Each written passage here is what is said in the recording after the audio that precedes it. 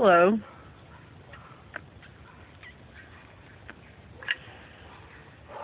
And welcome to Storytime, Captain Party. Today, we're going to be reading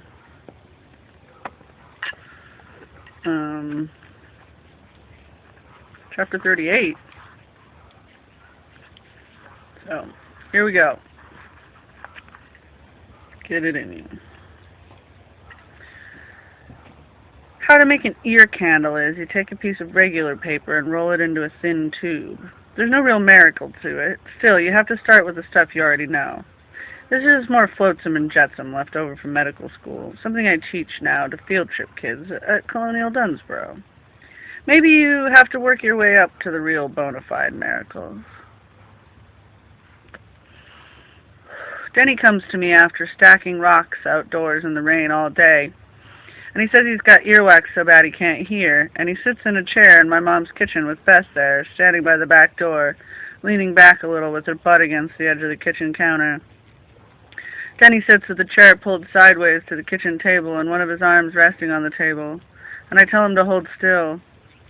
Rolling the paper into a tight tube, I say, just supposing, I say, Jesus Christ had to practice being the Son of God to get any good at it. And I tell Beth to turn off the kitchen lights, and I twist one end of the thin paper tube into a dark tunnel of Denny's ear. His hair's grown out some, but we're talking less of a fire hazard than most people have. Not too deep, I twist the tube into his ear, only far enough so it stays in place when I let go. To concentrate, I try not to think of Paige Marshall's ear. What if Jesus spent all his growing up getting things wrong, I say, before he ever got a single miracle right? Denny sitting in the chair in the dark with the white paper tube juts out of his ear.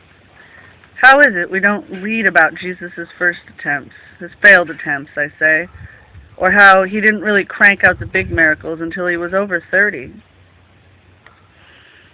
And Beth pushes out the crotch of her tight jeans at me, and I use her zipper to light the kitchen match and carry the little flame across the room to Denny's head. Using the match, I light the end of the paper tube. From striking the match, the room smells of sulfur. Smoke unwinds from the burning end of the tube, and Denny says, "You're not going to let it hurt me, are you?" And the flame creeps in closer to his head. The burned end of the tube curls open and comes apart. Black paper edged with worming orange sparks.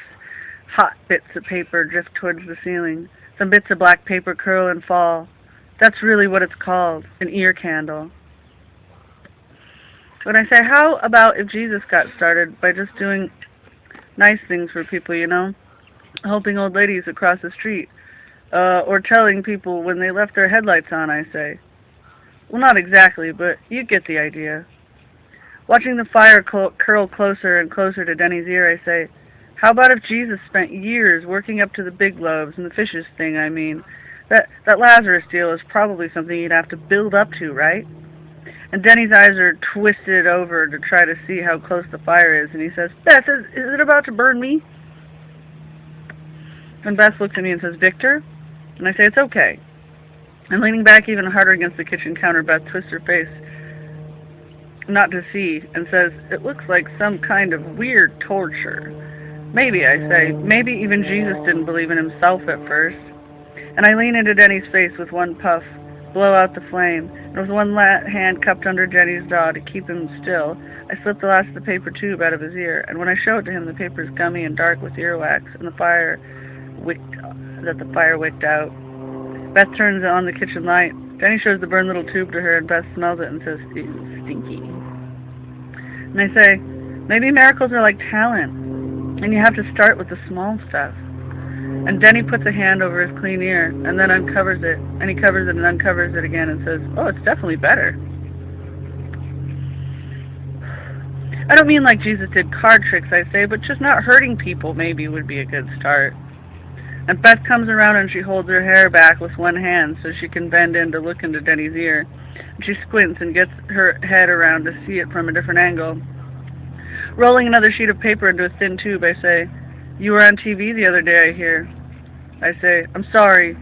Just twisting the paper tube lighter and tighter in my hands, I say, that was my fault. And Beth stands straight and looks at me. She shakes her hair back. Denny sticks a finger in his clean ear and digs around, and then he smells the finger. I'm just holding the paper tube, I say. From now on, I want to try to be a better person.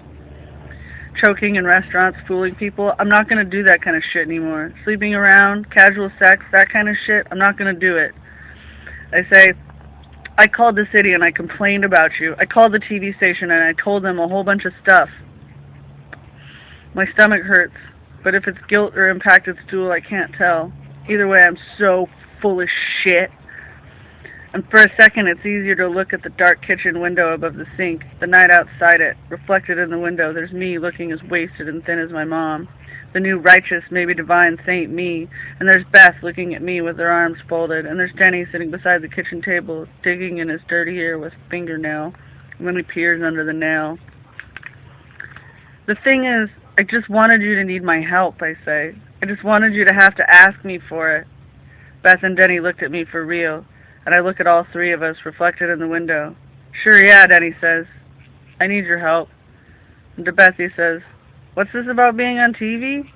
And Beth shrugs and says, it was Tuesday, I think, she says. No, wait, what is today? And I say, so you need me? And Denny, still sitting in the chair, he nods at the paper tube. I've got ready. And he lifts his dirty ear to me and says, dude, do it again. It's cool. Clean out my other ear.